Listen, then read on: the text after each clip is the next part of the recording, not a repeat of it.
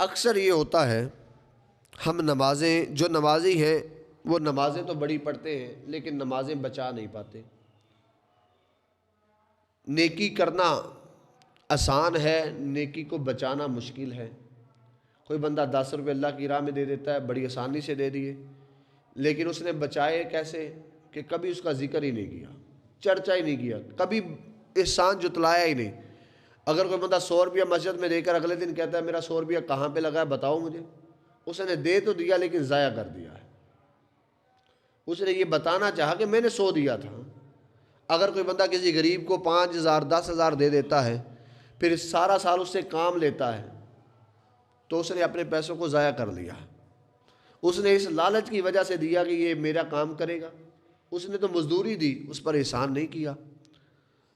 تو اس لیے والدین یہ بندوں پر بے لوث محبت کرتے ہیں، اتنا خرچ کر دیتے ہیں، اگر بندہ کاؤنٹ کرے تو ساری زندگی اس کا حساب ہی نہیں ہو سکتا والدین نے کتنا اولاد کو کھلا دیا، کتنی مشقت کے ساتھ کھلایا۔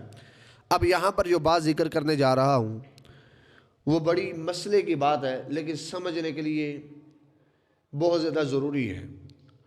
اکثر اوقات ہم روزانہ خبروں میں بھی سنتے ہیں، 2 دن پہلے حافظ آباد کے کسی گاؤں میں ایک بچے نے اپنے باپ کو قتل کر دیا۔ یہ خبروں میں آیا ہے، 2 دن پہلے کی بات ہے، بچے نے اپنے باپ کو قتل کر دیا ہے۔ اب کیوں کیا اس پر نہیں جاتا، لیکن یہ بات بڑی عیاں ہے کہ لوگ جہالت کی طرف اتنی تیزی سے جا رہے ہیں کہ ترقی یہ نہیں ہوتی کہ بندہ دین اور علم پڑھتا چلا جائے، دنیا داری پڑھتا چلا جائے، عمل کچھ بھی نہ کرے۔ ترقی یہ ہو کہ علم کم بھی ہو لیکن ادب زیادہ۔ جب تک ادب زیادہ تھا اتنی دیر تک مسلمانوں نے بہت زیادہ ترقی کی، سائنسدان بھی مسلمانوں میں ہوئے، بڑے بڑے کارنامے بھی مسلمانوں نے کیے۔ جب ادب جاتا رہا پھر کچھ بھی مسلمانوں کے ہاتھ نہیں آیا۔ یہ بڑے لکھے لوگ آج یونیورسٹیوں کی برمار ہے، سکول کالج جگہ بجگہ ہے، لیکن پھر بھی اتنی جہالت کیوں ہے؟ علم اتنا ہے پھر بھی جہالت کیوں ہے؟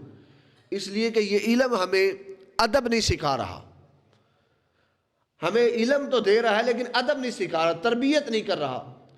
علم وہ کارآمد ہوتا ہے جس میں ادب زیادہ ہو۔ امام قاسم فرمایا کرتے تھے میں نے 20 سال امام مالک کے پاس درس حدیث پڑھا ہے۔ لوگوں نے کہا آپ کی زندگی کی کوئی خواہش ہو؟ کہا خواہش یہ ہے کہ میں نے 20 سالوں میں سے 18 سال ادب سیکھا ہے، 2 سال علم پڑھا ہے۔ میری زندگی کی خواہش یہ تھی کہ کاش وہ 2 سال بھی جو میں نے علم پڑھا ہے وہ ادب ہی سیکھتا۔ تو آج ادب نہیں ہے، کوئی بندہ یہ نہیں بتاتا کہ باپ کے سامنے ادب کے ساتھ جو ہے وہ کھڑا ہو جانا ہے، باپ آ جائے تو کھڑے ہو جاؤ۔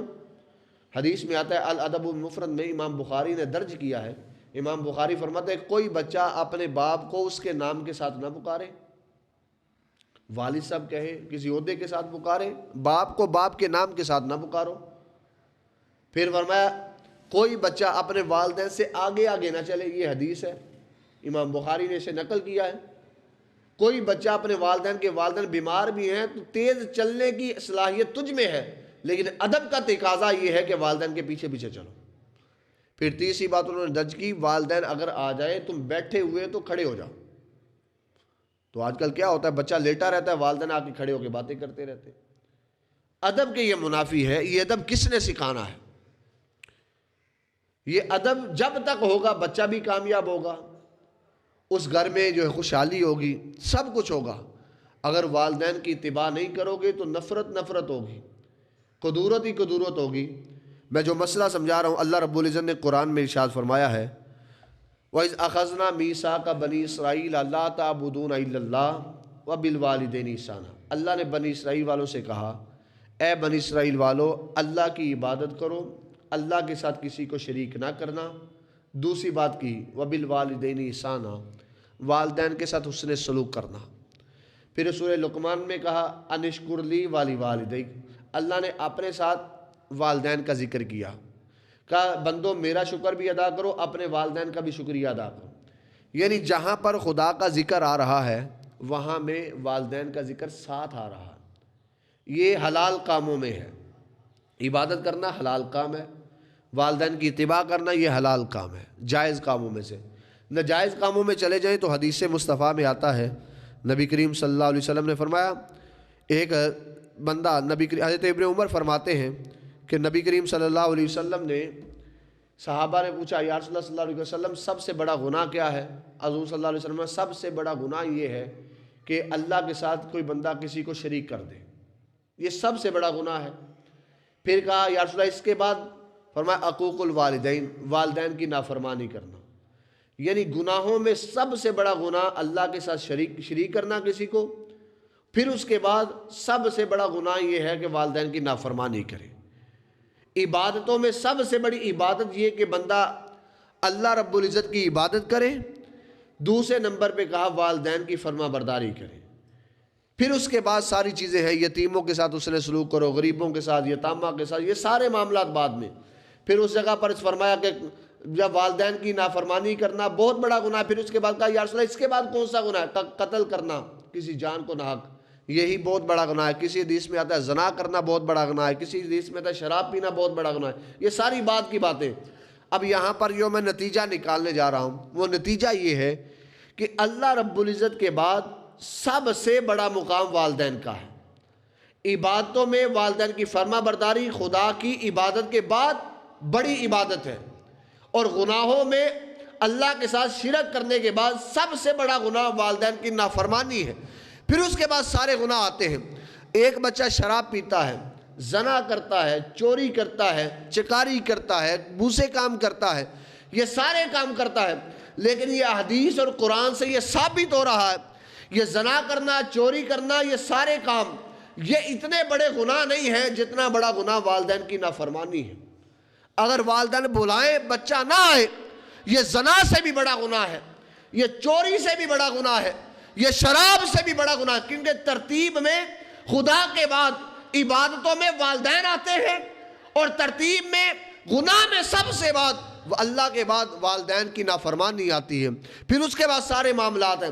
ایک بچے کو والدین بلاتے ہیں، وہ بچہ نہیں آتا، گیم کھیل رہا ہے، آج کل موبائل ہے، وہ کہتا ہے گیم ختم ہو گئی تو جاؤں گا، تو اس کا مطلب یہ ہے کہ اس نے گناہ شراب پینے سے بھی بڑا گناہ کیا ہے۔ اسی وقت اٹھ کے جانا چاہیے تھا۔ اگر آپ کو یہ تعجب ہو رہا ہے تو اس کی میں دلیل دیتا ہوں۔ عشاء کی نماز سب سے باری نماز ہے۔ حضور نے فرمایا 2 نمازیں، فجر اور عشاء، یہ منافق کے باری ہے۔ حضور نے فرمایا میں اگر عشاء کی نماز پڑھ رہا ہوں، میری ماں مجھے صدا دے۔ نماز کس کی ہے؟ خدا کی۔ نماز کس کی ہے؟ خدا کی۔ ماں کیا ہے؟ خدا کی بندی ہے۔